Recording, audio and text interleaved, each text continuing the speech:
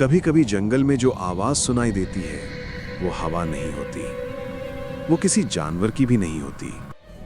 कभी कभी वो किसी बच्चे के रोने की आवाज होती है। लेकिन सबसे डरावनी बात यह है कि जब आप उस आवाज की तरफ जाते हैं तो वहां कोई बच्चा नहीं होता। आज की कहानी भी कुछ ऐसी ही है। एक खोई हुई बच्ची, एक पुराना गांव और एक ऐसा सच जिसे जानकर शायद आप कभी जंगल में अकेले जाना नहीं चाहेंगे। ये कहानी है साल 2019 की।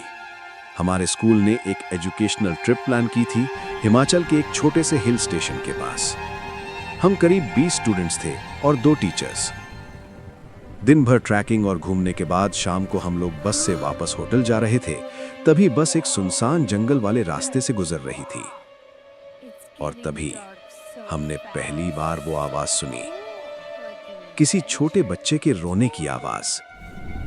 सिस सिस, जैसे कोई बच्चा जंगल में अकेला रो रहा हो। बस ड्राइवर ने बस रोक दी। सब लोग खिड़की से बाहर देखने लगे। जंगल बहुत घना था और चारों तरफ अजीब सा सन्नाटा था, लेकिन रोने की आवाज साफ सुनाई दे रही थी। हमारे ग्रुप के 4 दोस्त बोले, शायद कोई बच्चा जंगल में खो गया है।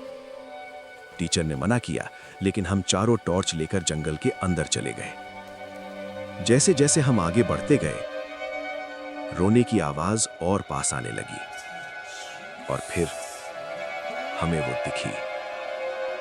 एक छोटी सी लड़की, करीब 7 या 8 साल की, सफेद फ्रॉक पहने एक पेड़ के पास खड़ी थी। उसके लंबे बाल चेहरे पर गिर रहे थे और वो धीरे धीरे रो रही थी। हमने पूछा, तुम यहां क्या कर रही हो?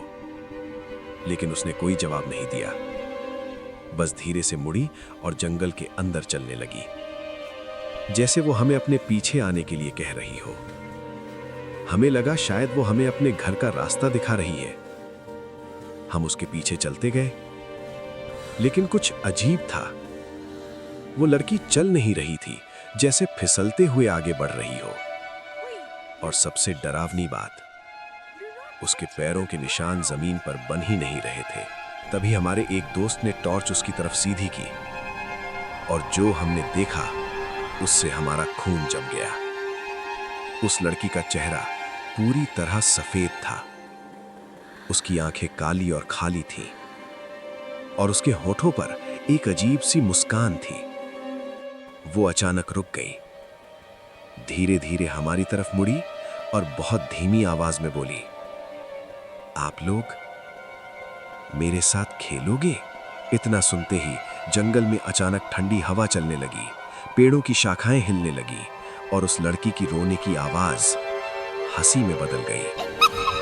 हम डर के मारे भागने लगे। जंगल में अंधेरा बढ़ता जा रहा था। हमें बस तक वापस पहुंचना था, लेकिन जितना हम भागते उतनी ही बार हमें पीछे से वही आवाज सुनाई देती, रुको, मुझे अकेला मत छोड़ो। एक पल के लिए मैंने पीछे मुड़कर देखा।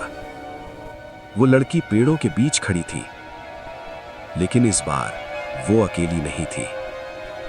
उसके पीछे कई और परछाइयां खड़ी थी। किसी तरह हम बस तक वापस पहुंचे।